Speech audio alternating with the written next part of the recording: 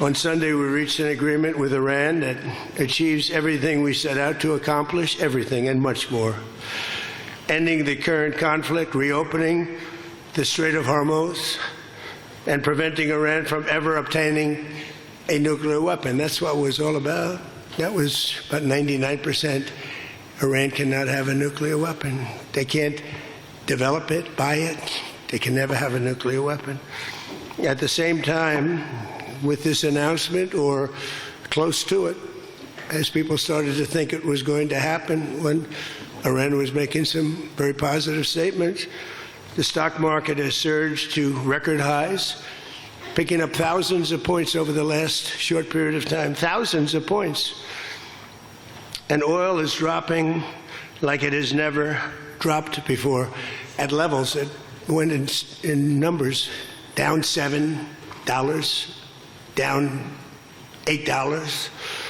They've never seen anything like that. But if we didn't do this deal, we could have dropped more bombs for another 3 weeks, 2 weeks, 4 weeks, 2 years. You would never have the Hormuz Strait open. You would never have success. Your market would have, instead of going up at levels that nobody's ever seen before, would go down at levels that nobody ever saw before, maybe except for 1929 or whatever.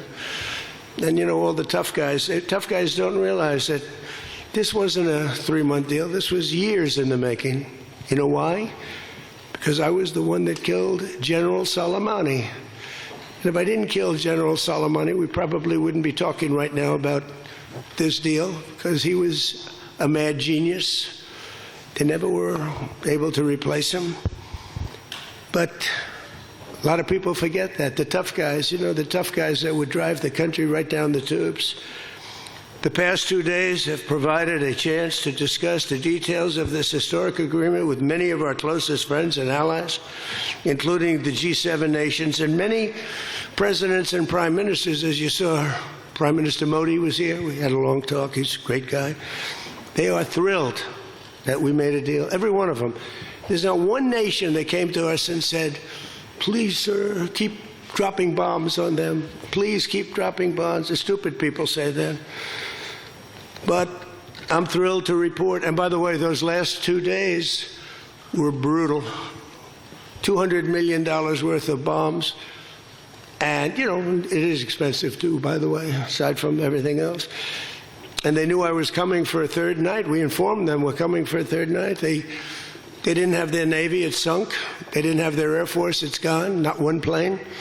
They didn't have anti-aircraft equipment, so we got free reign. They didn't have their leaders. But they have a new group of leaders that I think is, actually, I think they're smarter. I think they're very smart. I think they're far less radicalized, and I think they're really good. They love their country.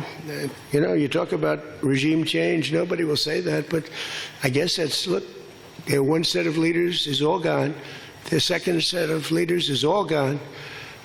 Their third set of leaders a little bit gone, but for the most part, and frankly, I think that's regime change. I think they're going to behave much differently. I think they see a different way of life that they were never exposed to. So the one thing I didn't want to see is I didn't want to see economic catastrophe. If you kept this going, that could have happened. But all I know is every time we talked about the possibility of peace, the stock market shot up like a rocket ship. It never went down. They didn't like it. The people, you know, the stock market is more brilliant than anybody there is, including the people on the stage, other than me, of course. Let's see. I don't know. What do you think, Scott? Is the stock market more brilliant than you? No, sir. Oh, that's a terrible statement. All right. The stock market is quite brilliant. And every time we said something amazing, like we're going to settle, it would go up. And every time we said something negative, like, guess what, we're not going to be able to settle, it would go down very big, Peter, right? Very, very big. Tells you something. And you know, I've studied presidents, some good, some bad, some great. Not too many are great. And some really bad. We had one just recently. And the one president I did not want to be was the late, great Herbert Hoover. I didn't want that. And who knows what would have happened. But bad things happen. So the past 2 days have provided a chance to discuss the details of the deal with the closest friends and allies, the heads of countries. They were all here, a lot of them. Far more than the 7, as you know, a lot of them. And they put out a statement. I think President Macron, who did a great job, by the way, him and Bridget, they did a great job, but they all put out statements saying they love this deal because they want to see it over, and they love the fact that the hormones, don't forget, if we were going to drop bombs, let's say we went another month, another 2-3 months, maybe weeks, could be another 3 months, could be whatever. What do you have left? Got maybe nothing, but you don't have, the strait will never be open because people that own billion-dollar ships, these ships cost $1 billion, they don't like sailing ships or having their ships participate when you go up the coast and you go through the strait and there are rockets flying over your head. They want to protect their $1 billion investment. You wouldn't have oil for maybe years. These are stupid people. Support journalism you trust. Support PBS News. Donate now, or even better, start a monthly contribution today.